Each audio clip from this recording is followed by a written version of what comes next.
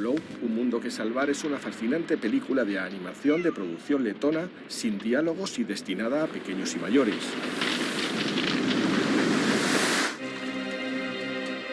El protagonista es un gato que se encuentra en un mundo utópico cubierto de agua, sin aparente rastro humano.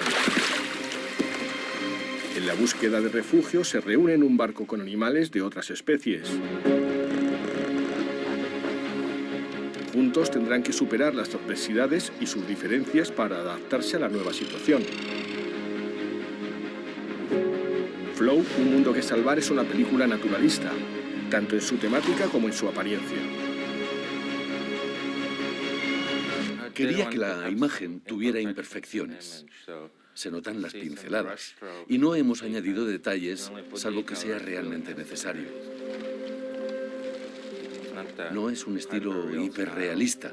Quería que fuera gráfico y abstracto a ratos, pero también quería mover la cámara para crear esa sensación inmersiva, para que el espectador sintiera que estaba experimentando la historia desde el punto de vista subjetivo del gato, que estamos pegados a él, no observándolo todo a distancia.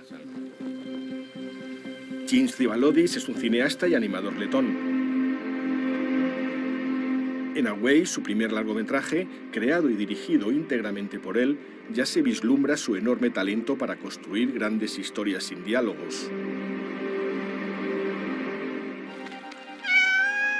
Ahora, para Flow, un mundo que salvar, su segundo largometraje ha contado con un presupuesto y un equipo mayor, y con casi 6 años de trabajo.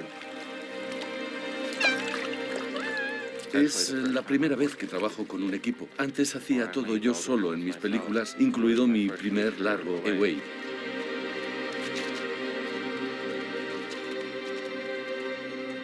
He tenido que aprender a trabajar en equipo. Quería contar una historia sobre un personaje que tiene que aprender a trabajar en equipo y a confiar en los demás.